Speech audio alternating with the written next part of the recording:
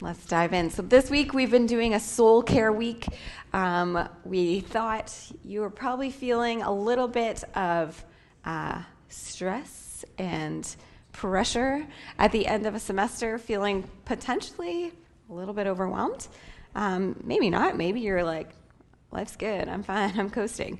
But probably a lot of you are facing a lot of things right now. And so Andrew Blackwood was here for the last couple of days, and he talked a little bit about stress and anxiety and shared some practical ways that we can calm the voice of anxiety in our lives. And hopefully that was really helpful for you.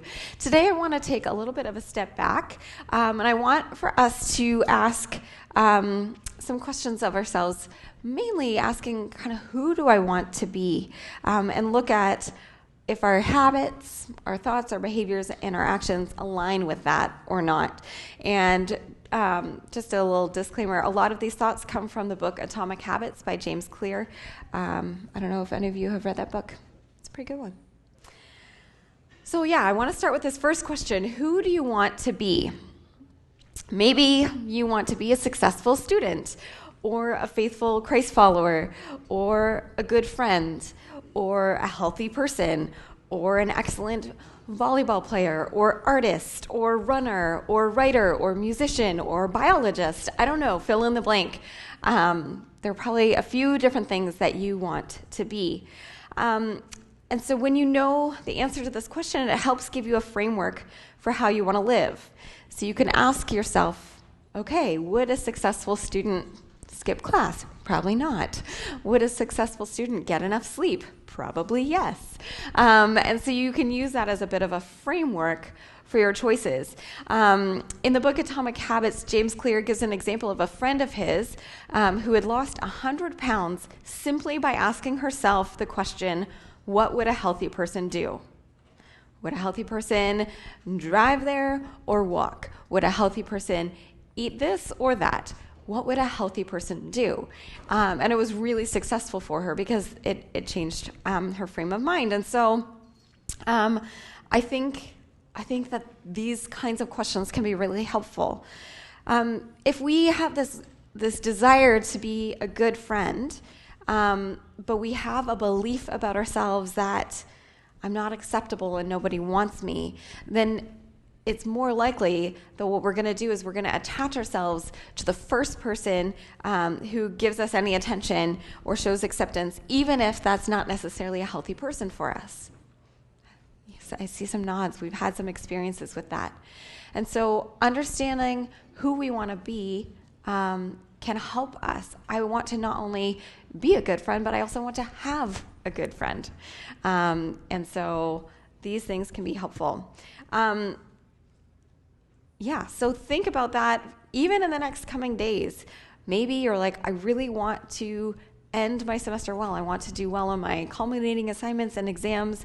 Okay, so to be a successful student, I need to study instead of gaming. I need to maybe stop scrolling TikTok for a little bit and do my assignment and focus on that, right? We shift our priorities when we say, this is who I want to be. These are my goals. And we're not meant to do that alone. God designed us to do life in community, and our communities can either help us or hinder us in becoming who we want to become. 1 Thessalonians 5 verse 11 says, encourage one another and build each other up, just as in fact you're already doing. And he's just saying, like, if you want to walk a path, it is a lot easier when someone is encouraging you and walking with you that way. And we need to be doing that for each other, because your environment matters. And that's not just who you surround yourself with, but also what you surround yourself with. It makes a big difference. And so if you surround yourself with like-minded people, then that will help you. It'll be easier to become the person that you want to become. But if you're surrounded by people with different or even opposing priorities, it will feel a lot more significant to overcome the hurdles along the way. So, for example, if you've decided that you really want to prioritize your relationship with God, you're like, yes, I want to be a faithful Christ follower. And one of the ways that you want to do that is by coming consistently to the first 25, like you're here today. But none of your friends are interested in coming with you. That makes it harder for you to come. And kudos to those of you who are in that boat, who are here by yourselves and your friends don't come. We see you, and we're so proud of you. I think that's an incredible thing that you are doing. And so we want to encourage you in that. But if you've got a friend or even a group of friends who are committed to coming as well, that makes it a lot easier. It's harder to duck out when you know I've got friends who are counting on me to be there. So it just removes one more barrier to following through on that decision. And so your community matters. Or maybe you want to be more disciplined about doing homework right after school, but when you get home, you make yourself a snack, and then you just flip on Netflix. And the next thing you know, you're binging a show and pushing off doing your work. Or maybe you decide that you want to have a healthier sleep habit, and so you go to bed by 10, but you still have your phone with you. And the next thing you know, you've been scrolling TikTok for an hour and a half, and you're not getting rest, either physical or mental, that you need. So you can set boundaries in your environment to help you make better choices. You can ask a sibling or a friend to help you stay off TV when you get home, or to take away your device or the remote. Or maybe you do your schoolwork at the kitchen table to reduce distractions. Or maybe you plug your phone in the kitchen overnight so it's not in your room with you as you're trying to fall asleep.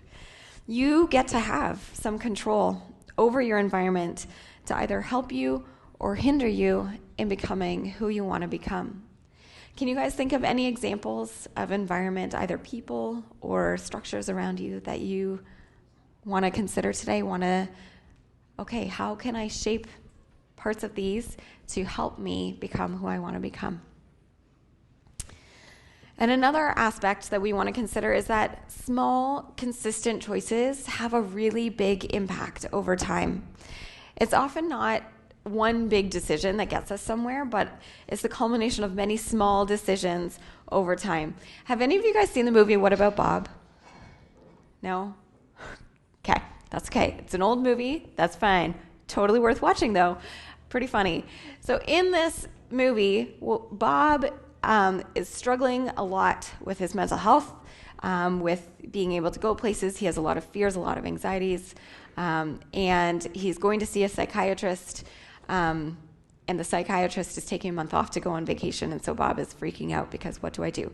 So the psychiatrist hands him this book called Baby Steps, and he's like, you don't have to think about all the things, just think about your next thing that you're going to do. So don't think about how you're going to get out of this building. Just think, how am I going to get out of this room? And then how am I going to get out of this hallway? And then just a little step at a time. So then Bob is just doing like baby steps, baby steps, baby steps. And it's whatever, baby steps on a bus, baby steps, whatever.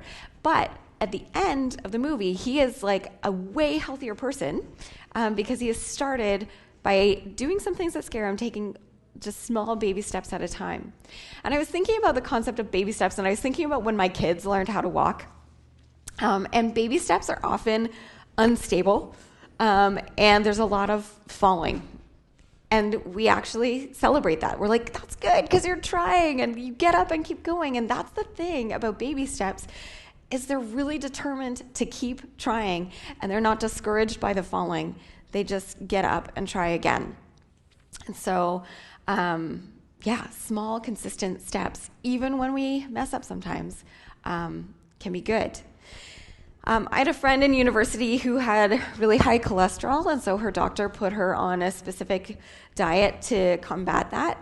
But if she's like made one slip up in a day from her prescribed diet and just had like one thing that she wasn't supposed to, she'd be like, today's shot, I can eat whatever I want, let's go get more brownies.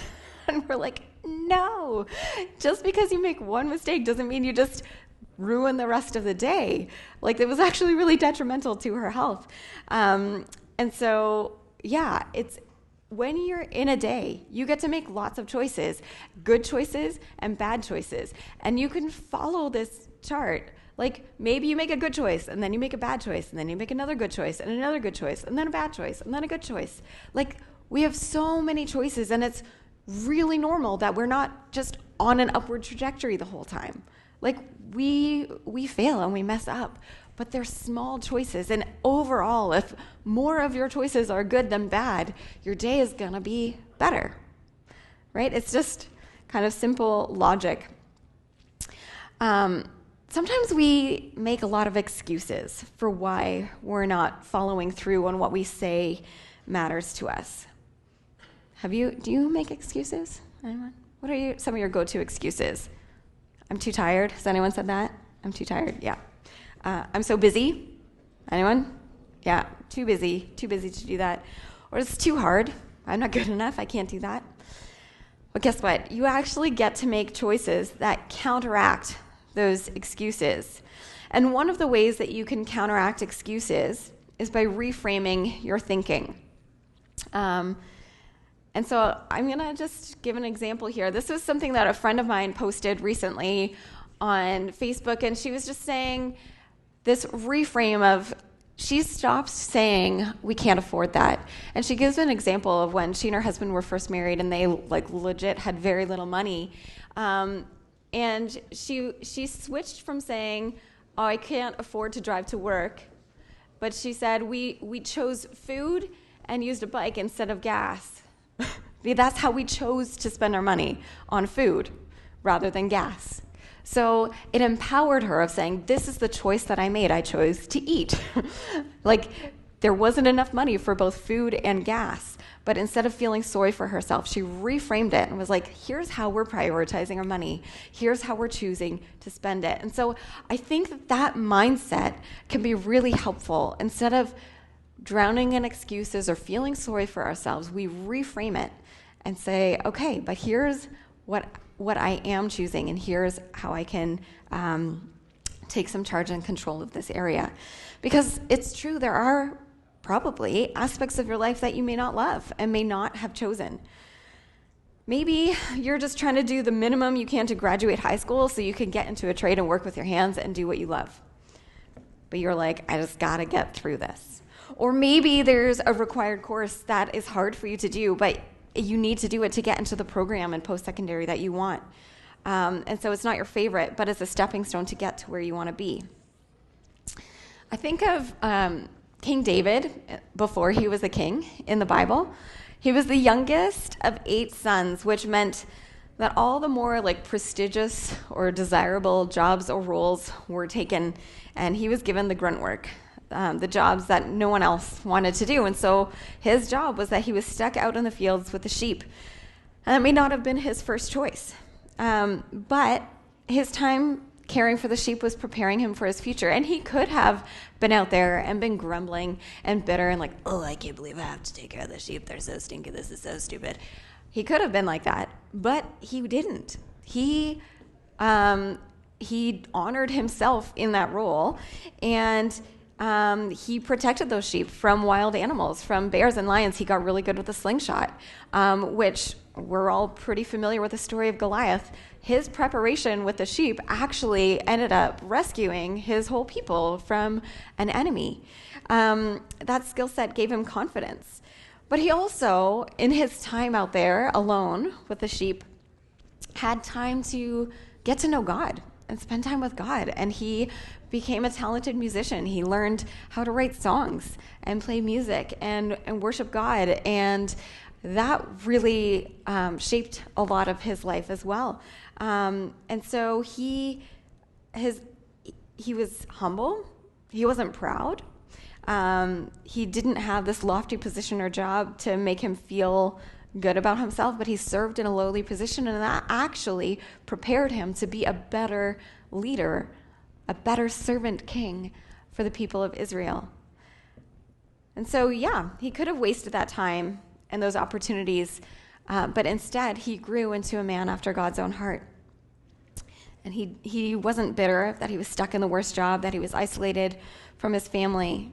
And his job wasn't a part of his life that he could choose or control, but his attitude was something that he could control. So when we reframe our thinking to try to make the most of our circumstances, to ask God to teach us in them, to shape us into the person that he wants us to become, this is hard but necessary work. And we may not see the fruit of it for a long time. You don't know how God will eventually use the hard times in your life. There's so much more of your story yet to be written. So keep walking faithfully. even when you can't quite see how God is going to redeem the time that you're in right now. So maybe today you're feeling tired or overwhelmed or out of control. Jesus said in Matthew 11, verses 28 to 30, he says, "Are you tired, worn out, burned out on religion? Come to me. Get away with me, and you'll recover your life. I'll show you how to take a real rest. Walk with me and work with me. Watch how I do it. Learn the unforced rhythms of grace. I won't lay anything heavy or ill-fitting on you. Keep company with me and you'll learn to live freely and lightly." Anyone else feel like they can take a big, deep exhale after reading those words from Jesus? Okay, what a gift. Well, today I want to introduce you to a new spiritual exercise. It's called Palms Up, Palms Down. And it provides you with a simple way to settle yourself by connecting with Jesus whenever you're carrying burdens or feeling anxious or overwhelmed. And the beauty of this practice is it can be done anywhere and takes only a couple of minutes to enter into Jesus' presence and experience peace and calm. Remember how yesterday Andrew talked about using our imaginations in prayer with God?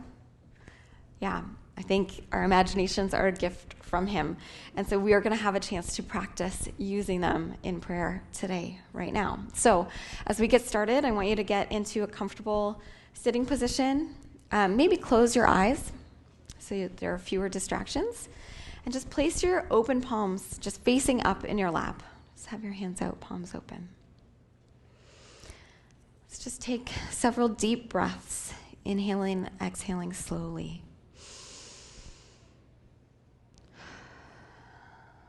Just allow yourself to settle in.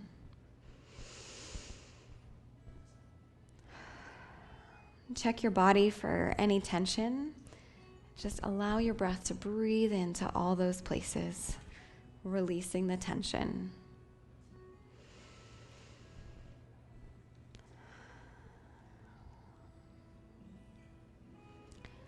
Imagine yourself loading all of your cares, worries, concerns, burdens, feelings into your palms. Let your palms feel the heaviness as you continue to download these things from within yourself to your palms.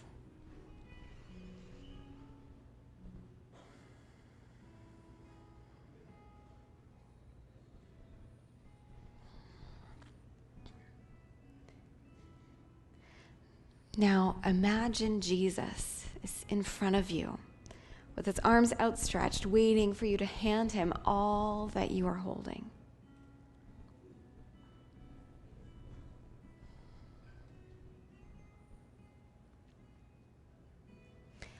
As you look at Jesus, turn your palms over, releasing all you are carrying into his hands. Let it all go. Let it flow from your hands into Jesus' loving hands. Feel the peace and calm wash over you as the weight is lifted.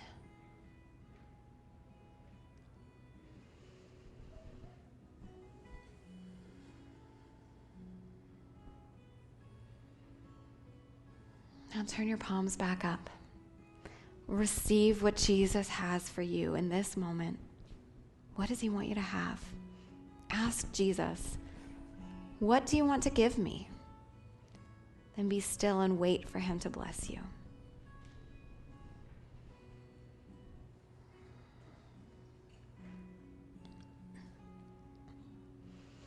Soak up his blessing. Allow it to enter deep into your inner being.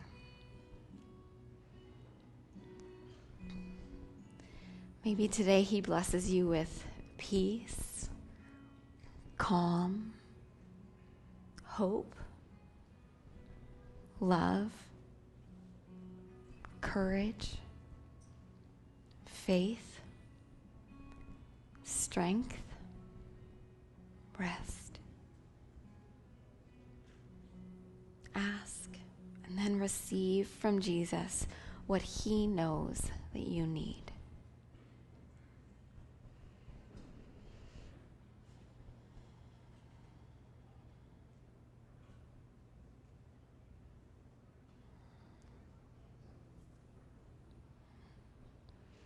Jesus, we thank you that you know what each one of us needs and that you give it to us.